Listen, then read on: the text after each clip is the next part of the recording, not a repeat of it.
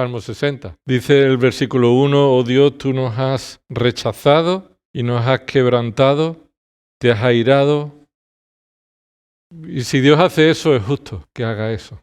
Es lo que por justicia los hombres merecemos, que Dios nos rechace por nuestro pecado, que Dios muestre su ira sobre nosotros, que Él nos quebrante. La razón de esa acción es que el pueblo de Dios, como allí pasó, se arrepienta y clame al Señor, restáuranos. La expresión restáuranos no es un canto a que Dios actúe con justicia, es un canto a que Dios actúe con misericordia. Y por eso Israel, que estaba enfrentando una lucha contra sus enemigos, los arameos, reconocen que todo sufrimiento que ellos estaban pasando eran merecedores de ello. Una vez Jesús estuvo en una conversación con algunos judíos y le hablaron de algunos que murieron repentinamente cuando se destruyó una torre, ¿recordáis? Y Jesús les dijo, si no os arrepentís, vosotros también moriréis. Porque las personas pensaban que aquellos que habían muerto de manera repentina habían muerto por alguna razón de su pecado y que los que no morimos de esa manera drástica, pues estamos todavía en una situación en la que no lo merecemos. Unos se lo merecen, otros no. No sé si habéis visto el vídeo o habéis escuchado que se cayó una palmera allí en Pino Montano. 4 segundos antes pasó un hombre. Se ve el hombre pasar y 4 segundos después cae la palmera. Claro, sería una fatalidad a los ojos nuestros humanos que un hombre que pasea por la calle de repente le caiga una palmera encima y lo mate. Pero a la luz de este salmo del resto de la Escritura, si ese hombre muriera, no sería injusto que hubiera muerto. No habría muerto un hombre inocente. Ese hombre merecía la muerte. Lo que era muestra de misericordia y gracia que Dios lo hubiera dejado vivir tanto tiempo.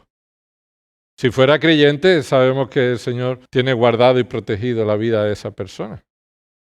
Si no es creyente, el Señor le permitió vivir mucho más tiempo de lo que merecía. Y lo comento porque a veces vemos las situaciones también de las noticias, inocentes muriendo, tanto de un lado como de otro, y somos rápidos a pensar que injusticia sucede en la tierra. Nuestro mandato es ver la vida como Dios la ve y ver las cosas que suceden como Dios las ve. Y esto significa que cada uno es responsable de sus actos delante de Dios y también de cómo atenta contra la vida de otras personas y todos daremos cuenta delante de Dios. Pero no hay ni una sola persona que muera de manera injusta. No hay ni una sola persona que muera de manera injusta. De nuevo, no digo que una persona que muere por la maldad de otro, el que lo mató no va a sufrir consecuencias, claro que sí. Pero no hay una persona que muera que no lo merezca. Así que el Señor nos ayude a adorarle en nuestra manera de ver la vida a la luz de la palabra de Dios y no humanamente o como en la carne lo podríamos ver o como el mundo lo ve sin reconocer a Dios como quien es. Os invito a abrir vuestra Biblia en Romanos capítulo 1. Estamos hablando sobre la prioridad de la Iglesia. Hay una sola prioridad de la Iglesia, un solo propósito. La Iglesia existe por un solo propósito. ¿Este cuál es? Glorificar a Dios. Resume todo el propósito de la Iglesia. Y vemos 3 áreas en las que la Iglesia glorifica a Dios. Primero lo vimos en el área de la eternidad o su testimonio hacia los ángeles. ¿Recuerda? Cómo la Iglesia glorifica a Dios mostrando fruto, mostrando la obra de Dios en la vida de cada creyente y en la Iglesia, y mostrando cómo Dios está cumpliendo su plan, y los ángeles anhelan ver estas cosas. Los ángeles glorifican a Dios viendo a la Iglesia glorificar a Dios. La segunda área en la que la Iglesia glorifica a Dios, lo vimos, es en el área de la Iglesia, de la congregación, dentro de la congregación. Y esto empieza con un énfasis en la edificación. Somos edificados y por medio de ser edificados y conocer la voluntad de Dios, entonces obedecemos y esa obediencia se muestra como una adoración. Así que cualquier acto de adoración No tiene significado si no hay una vida de obediencia que lo respalda. Y para que haya una vida de obediencia debe haber una vida edificada, una vida consciente de cuál es la voluntad de Dios. Y no pensando, yo creo que esto glorifica a Dios, pero no es conforme a su voluntad. Así que seguimos con esta enseñanza y vamos a ver la prioridad de la adoración. La prioridad de la adoración, y hay 6 textos donde vamos a observar ciertos principios. En primer lugar, Romanos 1, del versículo 14 al 27. Dice así este pasaje, Romanos 1, del 14 al 27. Tengo obligación tanto para con los griegos como para con los bárbaros, para con los sabios como para con los ignorantes. Así que, por mi parte, ansioso estoy de anunciar el Evangelio también a vosotros que estáis en Roma. Porque no me avergüenzo del Evangelio, pues es el poder de Dios para la salvación a todo el que cree, al judío primeramente, y también al griego. Porque en el Evangelio la justicia de Dios se revela por fe y para fe, como está escrito. Mas el justo por la fe vivirá. Porque la ira de Dios se revela desde el cielo contra toda impiedad e injusticia de los hombres, que con injusticia restringen la verdad. Porque lo que se conoce acerca de Dios es evidente dentro de ellos, pues Dios se lo hizo evidente. Porque desde la creación del mundo, sus atributos invisibles, su eterno poder y divinidad se han visto con toda claridad, siendo entendidos por medio de lo creado, de manera que no tienen excusa. Pues aunque conocían a Dios, no le honraron como a Dios, ni le dieron gracias, sino que se hicieron vanos en sus razonamientos, y su necio corazón fue entenebrecido. Profesando ser sabios, se volvieron necios y cambiaron la gloria del Dios incorruptible por una imagen en forma de hombre corruptible, de aves, de cuadrúpedos y de reptiles. Por consiguiente, Dios los entregó a la impureza en la lujuria de sus corazones, de modo que deshonraron entre sí sus propios cuerpos, porque cambiaron la verdad de Dios por la mentira, y adoraron y sirvieron a la criatura en lugar del Creador, quien es bendito por los siglos. Amén.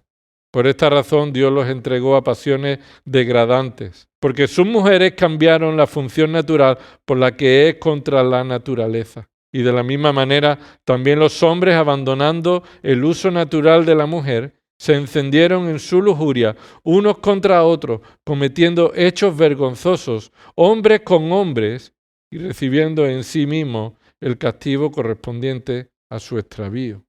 Hay mucho que este texto nos dice, pero un punto principal de este pasaje, una enseñanza principal de este pasaje, es que la rebeldía del ser humano, de toda la humanidad, se muestra en su rechazo de adorar a Dios. Este sería el punto principal de este pasaje.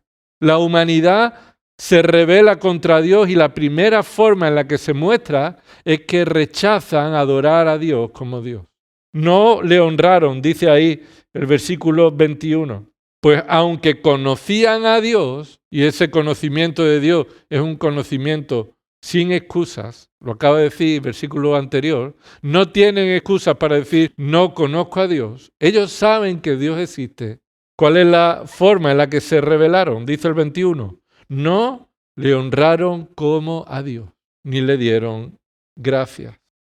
Y dice el versículo 25, porque cambiaron la verdad de Dios por la mentira y adoraron y sirvieron a la criatura antes del Creador.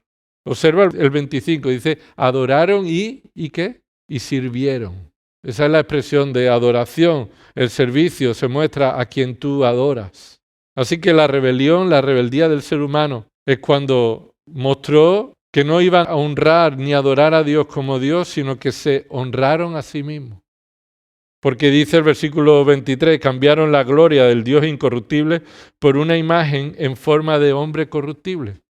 Así que al primero que adoraron, ¿a quién fue? ¿A los animales?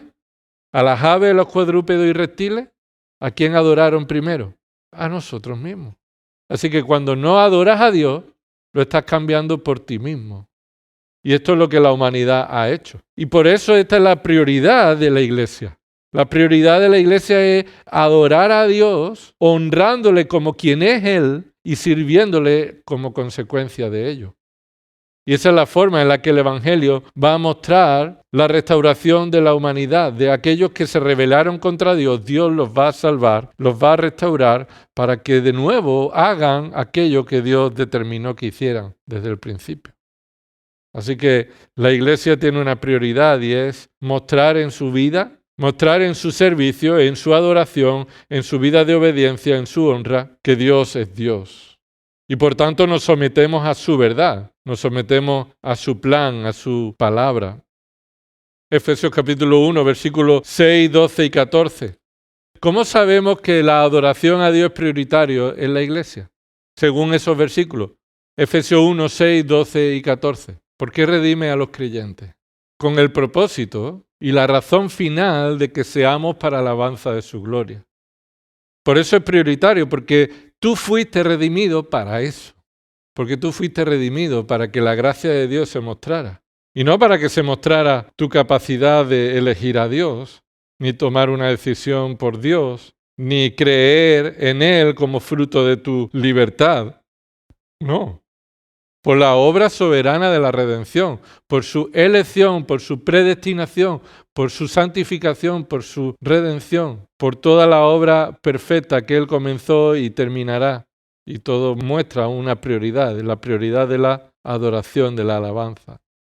Segunda de Tesalonicenses, capítulo 1, versículos 11 y 12. Dice ahí, con este fin también nosotros, orando siempre por vosotros, para que nuestro Dios os considere digno de vuestro llamamiento y cumpla todo deseo de bondad y la obra de fe con poder, a fin de que el nombre de nuestro Señor Jesús sea glorificado en vosotros y vosotros en Él, conforme a la gracia de nuestro Dios y del Señor Jesucristo.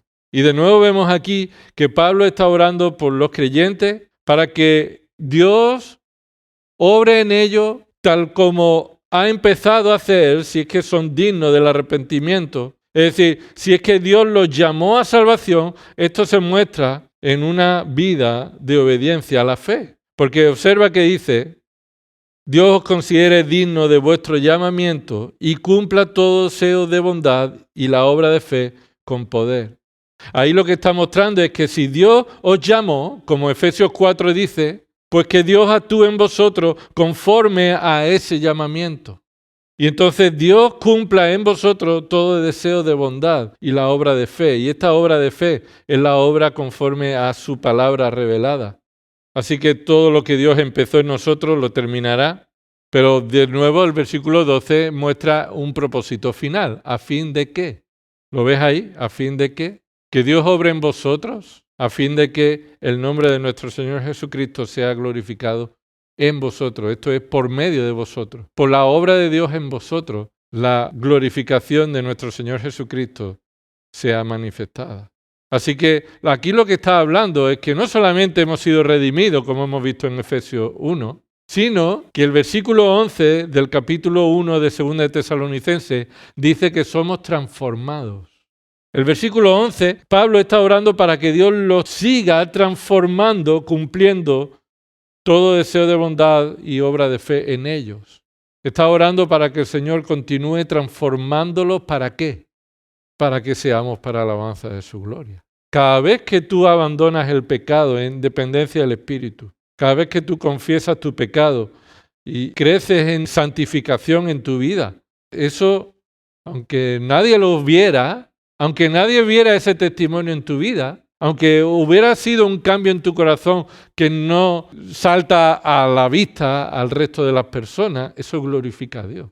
Porque es la forma en la que Dios está transformando a un pecador en la imagen de Cristo.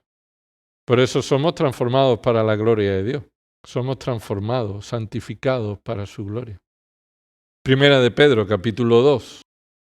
El apóstol Pedro, un testimonio de un hombre terco, transformado por la gracia de Dios. Un hombre que negó al Señor 3 veces en cumplimiento de la palabra de Dios a causa de que él se enorgullecía y se glorificaba a sí mismo diciendo yo nunca te negaré como los demás harán. Pero alguien que lloró amargamente, pero también fue consolado con la gracia y la misericordia de Dios restituyéndolo. Dice él, en 1 de Pedro, capítulo 2, versículo 5, y esto lo escribió movido por el Espíritu Santo, dice desde el versículo 4, y viniendo a él como a una piedra viva, y esta es viniendo a Cristo, el Señor. Probamos la benignidad del Señor, como ha dicho en el versículo 3, y dice el versículo 4, y viniendo a él como a una piedra viva, desechada por los hombres, pero escogida y preciosa delante de Dios, también vosotros como piedras vivas, sed edificados como casa espiritual para un sacerdocio santo. Y otra vez, el propósito final se muestra en esta cadena de propósitos. Se muestra que hemos sido santificados, dice ahí, nosotros que somos como piedra viva, que somos edificados como una casa espiritual para un sacerdocio santo, pero esa no es la finalidad total. La finalidad última es para ofrecer sacrificios espirituales aceptables a Dios por medio de Jesucristo. Cuando Pedro dice aquí que hemos sido llamados para ser un sacerdocio santo, para ofrecer sacrificios espirituales aceptables a Dios, está diciendo que el propósito de que hemos sido salvados y somos edificados en santificación es para que ofrezcamos sacrificios espirituales aceptables. Esto es obediencia continuada en nuestra vida. Obediencia continuada. Presentarnos delante de Dios para presentar sacrificio. ¿Cómo Dios puede aceptar el sacrificio de un creyente? La adoración de un creyente. ¿Cómo puede aceptar Dios todo sacrificio de obediencia espiritual a Él? Cuando los creyentes reconocen y dependen que toda obediencia es gracias a ¿quién? Lo que dice ahí, por medio de Jesucristo. Un creyente, una iglesia, no puede glorificar a Dios obedeciendo su palabra, si no es por medio de la obra de Jesucristo en ellos, si no es por medio del sacrificio de Cristo, de la resurrección de Cristo y la intercesión de Cristo. ¿Tú sabes por qué no podemos perder la salvación? Entre muchas razones, porque Cristo intercede por ti. Porque Cristo continúa mostrándose como el mediador, como el sustituto, como el que media delante del Padre frente a los acusadores. Por eso tú no puedes perder la salvación, porque Él la compró para ti. Cada momento de santificación, de obediencia a Dios como un sacrificio al Señor, es fruto de la obra de Cristo en tu vida, que hoy día continúa haciendo. Y esto es prioritario, porque somos salvados para que nosotros seamos una casa espiritual, de manera figurada, para que todo lo que salga de nosotros sea como un aroma agradable a Dios por medio de la obra de Cristo en nosotros. Como si Cristo estuviera viviendo ahora en nuestra vida, cada obediencia es para su gloria. Dios te salvó para que tú vivieras ahora su vida. Progresivamente estés viviendo en obediencia a la voluntad del Padre. Así que de nuevo terminamos mostrando que hay una prioridad para los creyentes.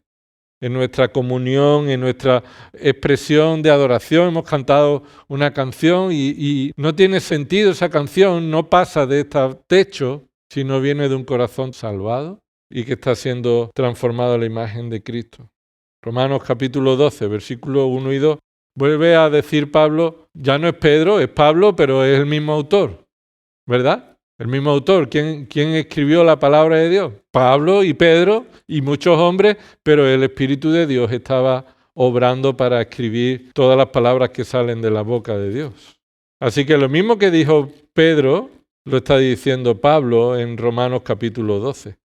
Romanos capítulo 11 termina toda la enseñanza de Pablo acerca de nuestra salvación. ¿Cómo el hombre puede ser justificado, declarado justo delante de Dios? Y cómo el hombre, el pecador, es preservado en salvación sin perder la redención que ha recibido en Cristo. Y termina el capítulo 11 mostrando porque de Él, por Él y para Él son todas las cosas.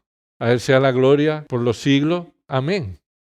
Así que ha terminado Pablo ahí de explicar desde el capítulo 1, como vimos, que la ira de Dios se revela desde el cielo contra toda impiedad e injusticia de los hombres y muestra cómo Dios va a salvar al pecador. Y termina en el capítulo 11.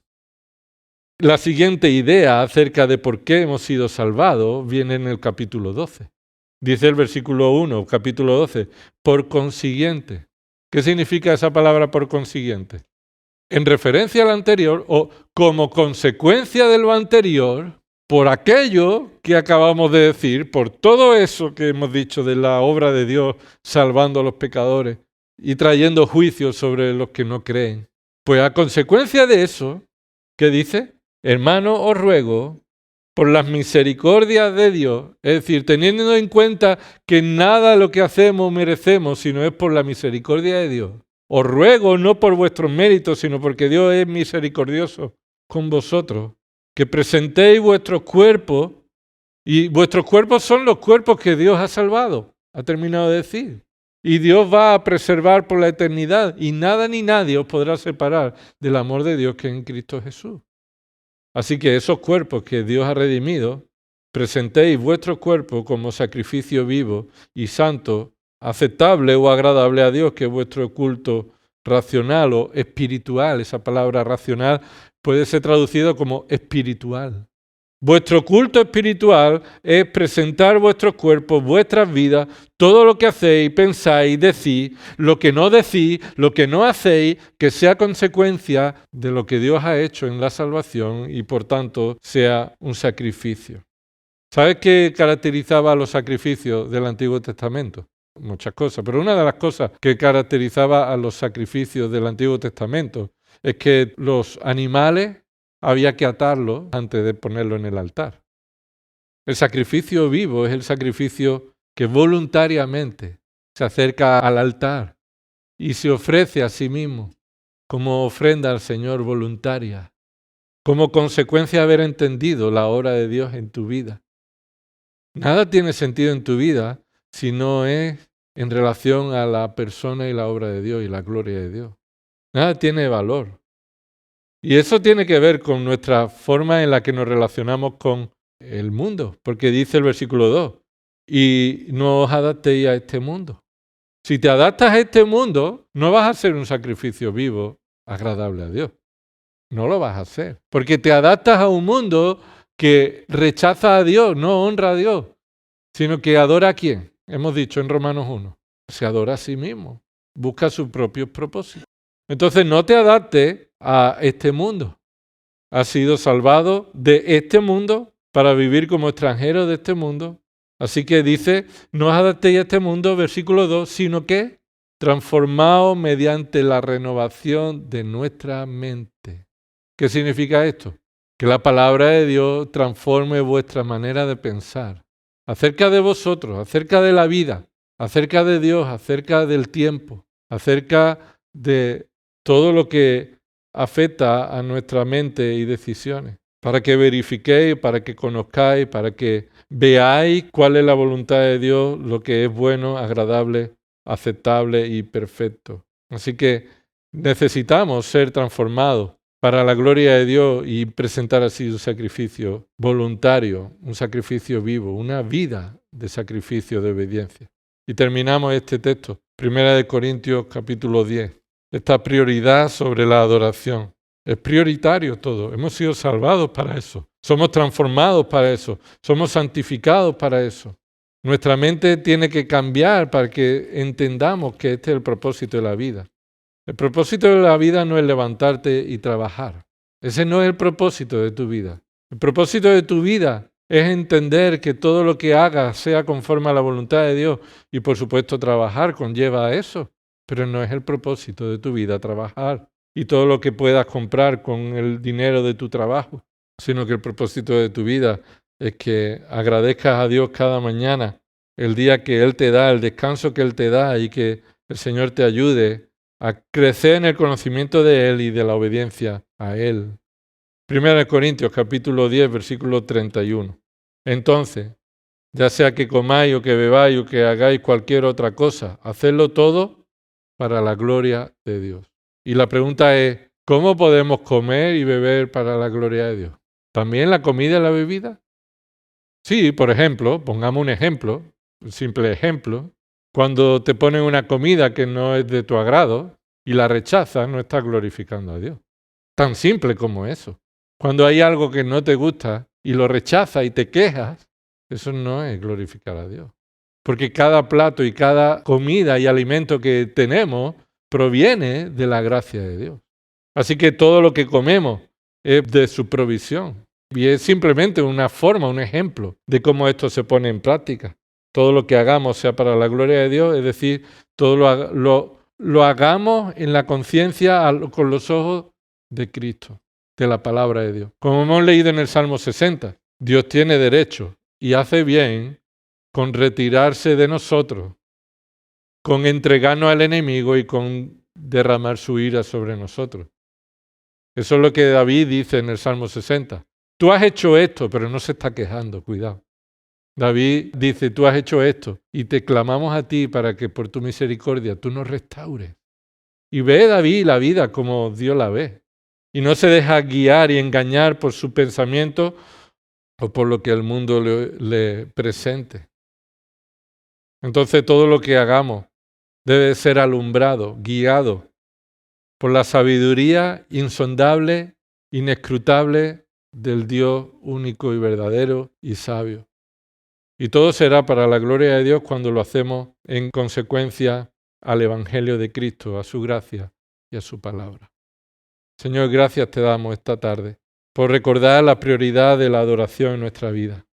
Señor, y no hablamos principalmente de canciones, de cánticos, que es una de las formas en las que te adoramos, Señor, sino que principalmente estamos hablando de una vida de obediencia, una vida de dependencia, una vida de prioridades bíblicas, cristianas, en el que reconocemos que todo lo que hemos recibido de tu parte en la salvación ha sido por gracia, pero además también tiene el propósito de exaltarte a ti, de exaltar a Cristo, de exaltar al Espíritu Santo.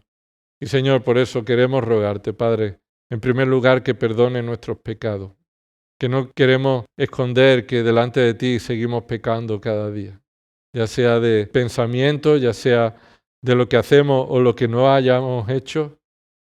Señor, continuamos pecando contra ti y necesitamos, Señor, arrepentirnos. Continuar, Señor, con nuestro arrepentimiento en dependencia de la gracia en Cristo. Señor, ser restaurado, fortalecido, Señor, para vivir una vida de obediencia que te glorifique. No porque queramos que la vida sea fácil, Señor, sino que queremos que nuestra vida sea una expresión de adoración, un sacrificio vivo delante de ti. No porque esto vaya a traer alguna gloria a nosotros, Señor, sino porque esto va a traer gloria a Cristo, nuestro Salvador. Señor, y por eso también no solamente oramos pidiendo perdón por nuestros pecados, sino ayúdanos, pidiéndote ayuda, orando en dependencia tuya, que nos hagas crecer en nuestra consideración de ti, de tener una visión de ti más alta de la que hasta el día de hoy tenemos, Señor. Todavía nos queda mucho más que conocerte, mucho más que asombrarnos de ti, mucho más por lo que romper en llanto y adoración y alabanza a tu gloria, Señor. Todavía no te conocemos como debiéramos.